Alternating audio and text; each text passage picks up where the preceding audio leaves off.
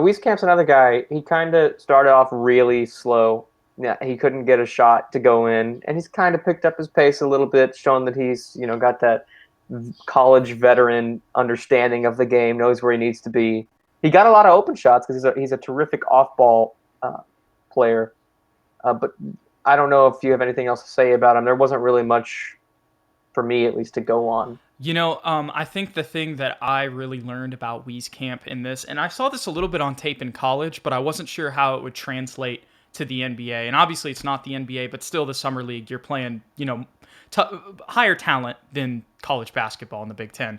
And the Big Ten's a good conference. That wasn't a shade on them. It's just that's what it is. The summer league's more talented. Wieskamp can roll to the rim pretty well. He has some off ball movement going inside that I was not expecting. I obviously expected the off ball movement on the perimeter, and for him to make shots. You talked about his comfortability. I felt like when I watched every highlights game, it was just like every game he was finding his spots a little bit better. He was getting a little bit more comfortable with Trey or Devin or Primo, whoever was out there running the offense, and he just started hitting more threes. I mean, that's literally what happened as each game went on. He just got more comfortable. He's got some athleticism that I didn't expect. Like I said, he can roll to the rim and dunk. I think he's a little, even if he's 6'6", I think he's like 6'6 3/4.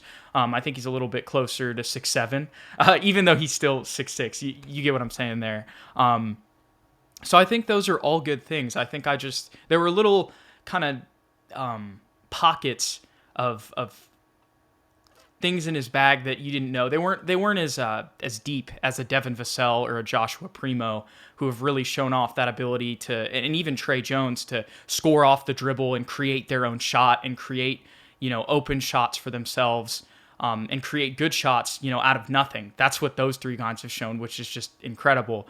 And while Wieskamp didn't show that, he did show other little nuggets in his arsenal that I didn't know that he had. So like really just the off ball movement, on the entirety of the floor, and just the way that he finishes inside. He always goes for the dunk. He doesn't go for the layup, which you wouldn't expect from a guy who was a Duncan Robinson protege, which I think that will translate over to the NBA, and I think that's something that like a Duncan Robinson doesn't have. He's more than just a three-point shooter. Like he can finish too. He's a much better rebounder too than people give him credit That's what for. I forgot as well. That as well. Mm-hmm. I was surprised by that. His wingspan helps him.